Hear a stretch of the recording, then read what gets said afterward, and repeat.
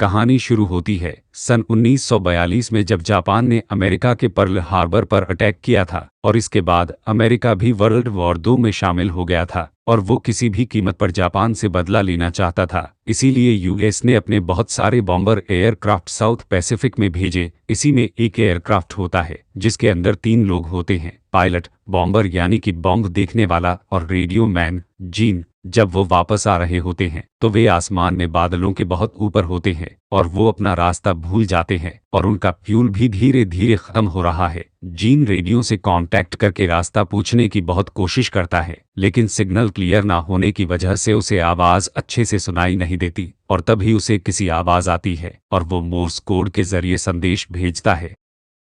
लेकिन इनका फ्यूल कम हो रहा होता है, इसीलिए इनका पायलट बोलता है कि तुम्हें दोबारा से कनेक्शन जोड़ना होगा, और वह दोबारा से कोशिश करते हैं लेकिन इनका संपर्क फिर भी नहीं हो पाता और अब उनके पास इस विशाल समंदर के ऊपर लैंडिंग करने के अलावा और कोई भी रास्ता नहीं है। और वह अपने साथियों को बोलता है कि तुम सारा जरूरी सामान निकाल लो, हमें अब यहीं पर लैंडिंग करनी होगी क्योंकि पेट्रोल खत्म होने वाला है। और वह उस विशाल समुंदर में लैंडिंग करते हैं। लैंडिंग करने के बाद हेल्ड की तो बेल्ट खुल जाती है, लेकिन टन और जीन की बेल्ट नहीं खुलती और अब वो एयरक्राफ्ट के साथ नीचे डूबना शुरू हो जाते हैं और वह बहुत नीचे चले जाते हैं। लेकिन इससे पहले कि वो दोनों एयरक्राफ्ट के साथ डूबते, इनकी बेल्ट खुल जाती है और दोनों ऊपर आ जाते हैं जहां पर हेल्ड होता है। इनके पास लाइफ जैकेट होती है और वो तीनों लाइफ बोट पर बैठ जाते हैं, लेकिन इनके पास ना अब खाने के लिए खाना है, ना पीने के लिए पानी है। हालांकि इनके एयरक्राफ्ट में सब कुछ था, लेकिन वो उसमें फंस गए थे, इसलिए उसमें से कुछ निकाल नहीं पाए और इस साउथ पैसिफिक के इस विशाल समंदर में जिसका इन्हें कहीं भी कोई अंत नहीं दिखता, ये तीनों फंस चुके हैं। लेकिन इन्हें पूरा यकीन है कि जल्दी यहाँ पर यूएस नेवी आएगी और इन तीनों को यहाँ से बचा कर ले जाएगी, और ऐसा होता भी है। उन्हें आसमान में एक यूएस नेवी का एयरक्राफ्ट दिखता है। चीत कहता है कि पानी में पैराशूट खोल दो ताकि ऊपर से वो उस पैराशूट को देख सके, क्योंकि जो इनकी लाइफ बोट है वह बहुत छोटी है और इतनी ऊंचाई से उसको नहीं देखा जा सकता। पर इनके पास पैराशूट नहीं होता, वह समंदर में एयरक्राफ्ट के साथ डूब चुका होता है, और ना ही इनके पास फायर गन होती है जिसे चलाकर वो ये इशारा दे सके कि वो यहाँ पर है। तीनों अपनी लाइफ जैकेट निकालते हैं और उसे हिलाना शुरू कर देते हैं और साथ में चिल्लाते भी हैं, लेकिन वो एयरक्राफ्ट इतनी दूर होता है कि वो उन्हें देख ही नहीं पाता और वापस चला जाता है। हेल्ड जो कि पायलट होता है वो कहता है कि वो हमें यहाँ पर ढूंढने आए थे और ये हमारे पास आखिरी मौका था। तो वो कहते हैं कि नेवी हमें यहाँ इस विशाल समुद्र में ऐसे नहीं छोड़ सकती। हेल्ड कहता है कि वो बार बार एक ही जगह पर ढूंढने के लिए नहीं आएंगे, यानी कि अब उन्हें खुद यहाँ से किसी भी तरह से निकलना होगा। लेकिन कहीं ना कहीं हेल्ड, जो कि इन सब में सबसे सीनियर है, वो जानता है कि वे सब के सब यहाँ पर फंस चुके हैं। वो सबको कहता है कि अपने जूते उतार दे क्योंकि सफर बहुत लंबा होने वाला है, और तीनों अपने जूते निकाल लेते हैं। लेकिन इनकी जो लाइफ बोट है वो इतनी छोटी है कि उसमें कोई भी सामान रखने की जगह नहीं होती। हेल्ड कहता है कि हमें अपने जूते फेंकने होंगे और इसके बाद टन और जीन अपने जूते समंदर में फेंक देते हैं, लेकिन हेल्ड अपने जूते नहीं फेंकता। यह देखकर वो हैरान हो जाते हैं। जीन कहता है कि आपने अपने जूते क्यों नहीं फेंके। वो कहता है कि अगर हमें जमीन मिल गई तो हम में से किसी एक को चलना होगा, इसीलिए हमें एक पेयर बचाना पड़ेगा। और इस तरह से इनका पहला दिन इस समंदर में बिना पानी और खाने के निकल जाता है। और सबसे बड़ी प्रॉब्लम यह होती है कि यहाँ पर इतनी जगह नहीं है कि वो तीनों एक साथ सो जाएं, इसीलिए वो एक एक करके सोते हैं। रात को चीफ को वो हैरानी से देखते हैं। हेल्ड एक जूते के अंदर यूरिन करता है और वह उस यूरिन को पी जाता है क्योंकि वो जानता है कि उन्हें पानी यहाँ पर मिलना इतना आसान नहीं है। अगली सुबह हेल्ड उन्हें बताता है कि हम समंदर में फंस चुके हैं और हम हवाई की तरफ जा रहे हैं, जो यहाँ से लगभग 1900 माइल्स दूर है, और हमारे जो पीछे है वो है साउथ अमेरिका, जो यहाँ से 6000 माइल्स दूर है। वो पायलट है, इसीलिए उसे जगहों की डायरेक्शन का अंदाजा होता है। वो कहता है कि अगर हम इसी तरह से चलते हैं तो कुछ हफ्तों में पहुंच जाएंगे। यह सुनकर वो हैरान हो जाते हैं। टन कहता है कि अगर हम पहुंच भी गए तब भी हम उससे पहले भूख और प्यास से मर जाएंगे। जीन कहता है कि यहाँ पानी में बहुत सारी मछलियाँ हैं, हमें कुछ करना होगा। उनके पास थोड़ा सा जो सामान होता है उसमें गन की मैगजीन भी होती है और मैगजीन के अंदर स्प्रिंग होता है और वो उस स्प्रिंग से मछली पकड़ने का कांटा बना लेते हैं और उसे पानी में डालते हैं और तभी इनके कांटे में कुछ फंस जाता है। वो उसे खींचने की कोशिश करते हैं और जब यह उसे खींचते हैं तो इनकी रस्सी टूट जाती है और उसमें कांटा नहीं होता। जीन कहता है कि पानी में कोई हमसे भी ज्यादा भूखा है। हालांकि वो समंदर में पानी में है लेकिन वहां पर गर्मी बहुत ज्यादा होती है, इसीलिए जीन पानी में कूद जाता है। वो कहता है कि अब मैं और गर्मी बर्दाश्त नहीं कर सकता और उसके पीछे टन भी कूदने वाला होता है लेकिन हेल्ड उसे रोक देता है। वो कहता है उसने सुना है कि इस पानी में शार्क्स हैं और जब ये बात जीन को बताई जाती है तो वो जल्दी से वापस बोट पर आ जाता है। इसका मतलब ये है कि वो लोग अब पानी में नहीं जा सकते। धीरे धीरे टाइम निकलता है। इन्हें आज इस बोट पर पूरे 5 दिन गए हैं और 5 दिनों से ना पानी की एक बूंद है ना ही खाना। तीनों बहुत कमजोर हो जाते हैं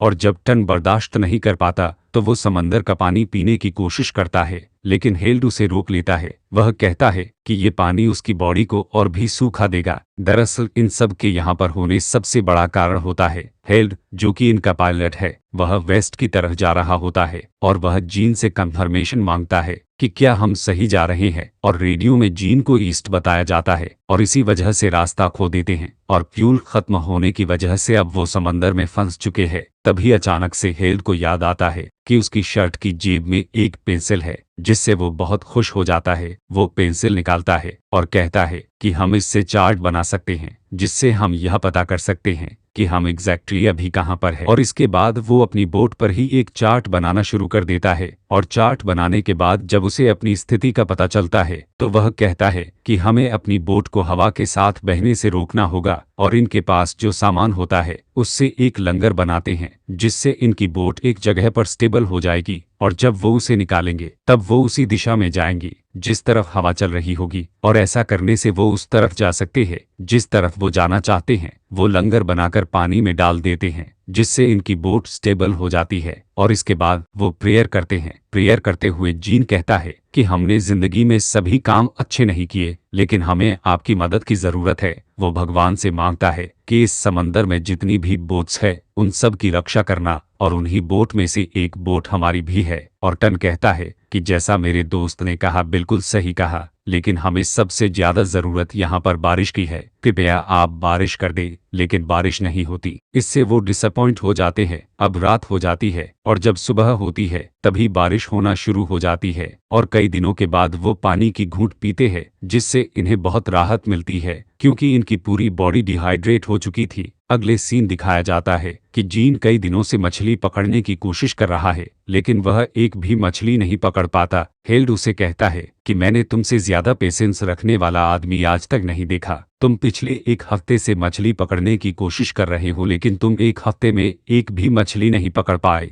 जीन कहता है कि जहां से मैं आया हूं वहां पर एक कहावत है, you don't care you don't eat. लेकिन जीन अब खुद भी फ्रस्ट्रेट हो चुका है। वो अपनी जेब से चाकू निकाल लेता है। हेल्ड उसे कहता है कि मैंने तुम्हें कितनी बार कहा है कि इस चाकू को हमेशा अपनी जेब में रखना क्योंकि सिर्फ एक यही चीज है जो बोट में छेद कर सकती है। लेकिन जीन उसकी बात नहीं सुनता और वो पानी में मछली का इंतजार करना शुरू कर देता है और जैसे ही उसे पानी में मछली दिखती है वो उसके ऊपर वार कर देता है लेकिन उसे लगता है कि उसने राफ्ट पर चाकू मार दिया। कहता है कि मुझसे गलती हो गई, मैंने राफ्ट पर चाकू मार दिया है। हेल्ड कहता है कि चाकू को निकालना मत क्योंकि अगर उसने चाकू को निकाल दिया तो पानी ड्राफ्ट के अंदर भर जाएगा। इस तरह से वो अपनी ड्राफ्ट खो देंगे। लेकिन जीन देखता है कि उस चाकू से एक शार्क बच्चे को मारा होता है और वह उसे ऊपर ड्राफ्ट अंदर खींच लेता है और इसके बाद यह सब मिलकर उस शार्क के बच्चे को मार देते हैं और उसके पेट से कई सारी छोटी मछलियां भी निकलती है और इस तरह से पूरे 1 हफ्ते बाद ये खाने का निवाला खाते हैं जिससे न केवल इन्हें खुशी होती है बल्कि इनकी बॉडी में एनर्जी भी आती है। यहाँ पर जो हेल्ड होता है वो कहता है कि मैं अब घर जाऊंगा तो मेरी पत्नी मुझसे बहुत नाराज होगी। वो इन दोनों से भी पूछता है कि क्या तुम्हारी शादी हो गई है। दरअसल वो एक दूसरे को इतनी अच्छी तरह पर्सनली नहीं जानते थे। टन कहता है कि मेरी शादी नहीं हुई लेकिन मेरी एक गर्लफ्रेंड है जिन कहता है कि मेरी शादी भी नहीं है ना ही गर्लफ्रेंड स्टोरी। टन जीन को कहता है कि तुम जब वापस जाओगे तो तुम मेरी बहन को डेट कर लेना, वह बहुत खूबसूरत हैं। अब जब ये बातें कर रहे होते हैं तब यह देखते हैं कि बहुत सारी शार्क राफ्ट के चारों तरफ घूम रही होती है। दरअसल इन्होंने जिस बच्चे को मारकर खाया था उसका कुछ खून पानी में भी गिर गया था, जिसकी स्मेल से सारी शार्क यहाँ पर आ जाती हैं, लेकिन वह इनकी राफ्ट को कुछ भी नहीं करती, वह सब की सब वापस चली जाती है। दरअसल साउथ पैसिफिक शार्क के लिए बहुत मशहूर है और वह कभी भी इनकी राफ्ट को गिराकर इन सब को खत्म कर सकती है, लेकिन इस बार इनकी किस्मत अच्छी होती है, इसीलिए वो बच जाते हैं। और हालांकि कि इन्होंने खाना खा लिया होता है, इन्हें पानी भी मिल चुका है, लेकिन जैसे जैसे दिन बीतते हैं वो एक बार फिर से कमजोर होना शुरू हो जाते हैं। और एक रात जीन जब पानी के अंदर हाथ डालकर बैठा होता है तभी एक शार्क उसके हाथ पर हमला कर देती है और उसके हाथ को पकड़ लेती है, लेकिन जीन की किस्मत अच्छी होती है और उसके हाथ में ज्यादा चोट नहीं आती। और एक बार जीन को दिखता है कि सामने कुछ है, उसे लगता है कि सामने कोई आइलैंड है और वहां टन को कुछ नहीं दिखता है। वो कहता है कि सामने कुछ भी नहीं है, यह सिर्फ तुम्हारा भ्रम है। यहाँ पर उन्हें अजीब अजीब सपने भी आ रहे होते हैं और 15 दिन की सुबह यह दिखाया जाता है कि टन के हाथ में उसकी गन होती है और तभी जीन उसी धीरे से कहता है कि बिल्कुल आवाज मत करना। और वो देखते हैं कि सामने उनके राफ्ट पर एक पक्षी बैठा होता है और वहीं पर हेल भी सो रहा होता है। जीन उस पर गोली चलाता है, पक्षी को लग जाती है, लेकिन वह राफ्ट से नीचे समुद्र में गिर जाता है। और जब हेल देखता है कि इन्होंने एक पक्षी को निशाना बना दिया है, वो उस समुद्र में कूद जाता है, उस पक्षी तक पहुंचता है और जैसे वह पक्षी को उठाता है तो वो देखता है कि उसके पीछे एक शार्क आ रही होती है। अब हेल्ड जल्दी से अपनी राफ्ट की तरफ आता है और इससे पहले कि वह शार्क का निवाला बन जाता, वह राफ्ट के ऊपर आ जाता है और वह शार्क इनकी राफ्ट के नीचे से निकल जाती है। और अब इनके पास एक बार फिर से खाना है, 15 दिन में दूसरी बार है जब इन्हें खाना मिला है, लेकिन जैसे जैसे दिन बीत रहे होते हैं इसका असर इनके दिमाग पर भी हो रहा होता है। इन सब को और अजीब अजीब सपने आते हैं और अब इन्हें यहाँ पर 20 दिन हो जाते हैं। और जब सुबह हेल्ड उठता है तो वह देखता है कोई भी वॉच ड्यूटी पर नहीं होता, यानी कि कोई भी हवा का रुख नहीं देखता। इससे वह गुस्सा हो जाता है, वह कहता है कि मैंने तुम्हें ऑर्डर दिए थे लेकिन तुमने मेरे ऑर्डर नहीं माने। जीन कहता है कि यहाँ पर देखने के लिए कुछ भी नहीं है और वैसे भी आज हमें आइलैंड तक पहुँच जाना चाहिए था, वो कहाँ पर है? हेल्ड बोलता है कि मेरे दिमाग में एक रफ पिक्चर है। और यह सुनकर दोनों हैरान हो जाते हैं, यानी कि हेल्ड अभी भी श्योर नहीं है कि वो कहाँ पर है। जीन कहता है कि तुम्हारी वजह से हमें समंदर में लैंड करना पड़ा, क्योंकि तुम्हें पता नहीं चला कि हमारा शिप कहाँ पर है। तुम हमें हमारे शिप से बहुत दूर ले आए थे, जिस वजह से हम आउट ऑफ रेंज हो गए और इसीलिए हमारी उनसे बात नहीं हो पाई। और हेल्ड भी एक्सेप्ट करता है कि जब वह ऊपर हवा में थे तो उसे नींद आ गई थी। दरअसल वह कुछ सेकंड्स के लिए ही सोया था और जब उसकी आंख खुली तब तक को बहुत दूर निकल चुके थे। उसे नहीं पता था कि वह कहाँ पर हैं और पेट्रोल खत्म की वजह से इन्हें समुंदर में लैंड करना पड़ा और अब यह तीनों यहाँ पर फंस चुके थे, यानी कि इस सब के पीछे गलती सिर्फ हेल्ड की होती है। वह इन दोनों से माफी मांगता है और उसकी आंखों में आंसू होते हैं, लेकिन अब यह कुछ नहीं कर सकते। जीन उस मैप को उठाता है और वह कहता है कि अब यही हमें घर वापस ले जा सकता है। और तभी हेल्ड को एक आइडिया आता है, उसके पास जो शूज होते हैं वह उन्हें जीन की चाकू से काट कर उनके सोल से कुछ बना लेता है ताकि जिस भी दिशा में जाना चाहते हैं उस दिशा में जा सकें। और टन कहता है कि जो भी सबसे पहले आइलैंड देखेगा उसे बाकी के 2 लोगों को डिनर करवाना पड़ेगा, वह भी उनकी मनपसंद पसंद जगह पर। लेकिन इनकी मंजिल इतनी आसान नहीं है। ऐसे ही कुछ और दिन बीत जाते हैं और आज समंदर में पूरे 30 दिन हो चुके हैं और 30 दिन के बाद इनके अंदर अब बोलने की भी हिम्मत नहीं है, क्योंकि वो भूखे प्यासे हैं और ना ही इनके पास कोई मोटिवेशन है। अब उसी रात को बारिश होना शुरू हो जाती है, इससे इन्हें एक बार फिर से पानी मिल जाता है। लेकिन तब यह देखते हैं कि बहुत बड़ा तूफान भी सामने से आ रहा होता है और यह उस तूफान में फंस जाते हैं। इनकी राफ्ट उलझ जाती है और टन, जिसको तैरना नहीं आता, वह भी खो जाता है। लेकिन तब यह देखते हैं कि टन राफ्ट की दूसरी तरफ होता है। वो राफ्ट को सीधा करते हैं और बड़ी मुश्किल से एक एक करके सबके के सब राफ्ट के ऊपर आ जाते हैं। और इस तरह से वो इस भयानक तूफान से बच जाते हैं। और अगली सुबह यह दिखाया जाता है कि यह तीनों बहुत बुरी तरह से थक चुके हैं और इनके पास जो थोड़ा बहुत सामान था वो रात को तूफान में समंदर में खो गया है और इन्होंने भी अब मान लिया है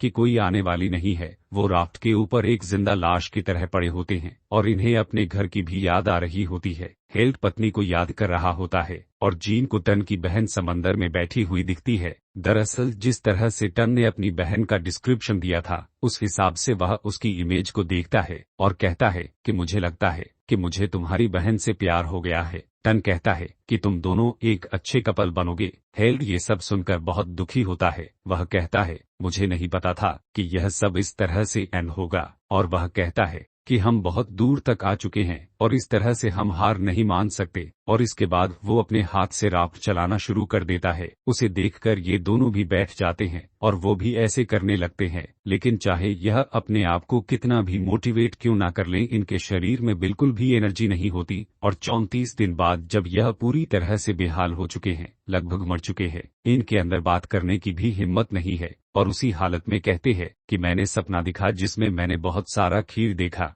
हेल्ड कहता है कि वो ये सपना में 2 बार देख चुका है और इसके बाद वो थोड़ा सा पानी समंदर से उठाकर पीना शुरू कर देता है। दरअसल उसने मान लिया है कि वह अब नहीं बचेगा। और तभी उसके सामने लेटा हुआ जीन कहता है कि मुझे सामने कुछ हरा हरा दिख रहा है। और जब तीनों उठकर देखते हैं तो यह एक आइलैंड होता है और इसे देखकर इन सब के अंदर एकदम से एनर्जी आ जाती है, क्योंकि 34 दिन समंदर में भी बिताने की बात आज यह एक छोटे से आइलैंड तक पहुंच गए थे। और वो अपने हाथों से जोर जोर से नाव को उस तरफ धकेल शुरू कर देते हैं और कुछ ही पलों के बाद वो तीनों समंदर के किनारे पर पड़े होते हैं। उन्होंने 34 दिनों के बाद धरती को छुआ है जिससे इन्हें बहुत सुकून मिलता है। वहीं बीच पर झोपड़ी भी होती हैं और यह तीनों के तीनों उस तरफ चल पड़ते हैं। और इस तरह से इस मुश्किल सफर को खत्म करके वो तीनों 20 फरवरी सन 1942 को का हवाई बीच पर पहुंच जाते हैं। इन तीनों की जान इसलिए बची क्योंकि इन्होंने इतनी मुश्किल सफर में भी कभी होप नहीं छोड़ी और